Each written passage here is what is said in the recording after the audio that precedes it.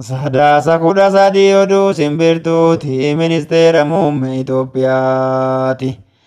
Boreerraa eegalee handeemee lolaa warraftaan naannoo keessan eega. Du'aayiidhaan bira dhaabbadhaa lubbuu koo kenneen Itoophiyaa eega. Jedhee ka'ee goonni gaanfa Afrikaati. Yoo nuti duunellee dhaloonni xiqqifadhaa baandaan hin diigamtu Itoophiyaa. Jedhee deeme kaa dirree waraanaatti. Abiy Ahmad Aliiti ministeera muummee biyyaa.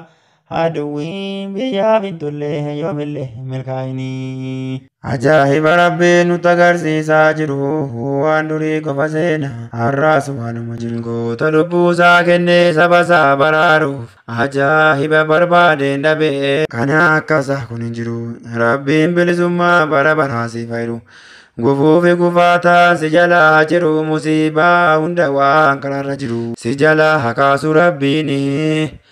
Aduwwiin biyyaaf hin tolle yoomillee milkaa'inii. Sirraa fagaadhee siyoon qaamaan jiraadhe rabbii koo na beeka kan keessaan gubadhe. Attuufi gantuu silaa dhugaan hubattu jarri halkaniif guyyaa maqaa kee dubbattu. Gamaaf gamana teessee jarri si hamattu dhugaa kee dhoksitee dhara sirra geesse jarri dubbattu. Fiidaa kee ataatu si duraa dhabamtu. Atoo tokkummaa sabaa hawwite malee badii biraan qabdu. Badii biraan qabdu waan ragaa bahee dhaloonni. Aduwwiin biyyaaf hin tolle yoomillee milkaa'inii. Yaa goota koo Abiyyi leenca barbaada. Har'a seenaa hojjatte kunoo diinageetiif taate ajandaa.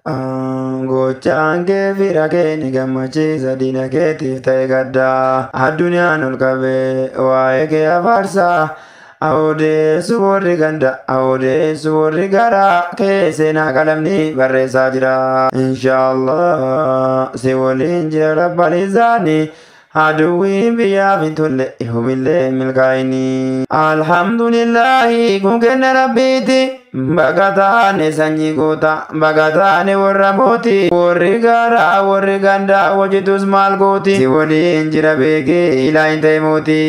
Inshaallah yeroo dhiyootti ni galta injifannooni. Aduwwiin biyyaaf hin tolle yoomillee milkaa'inii.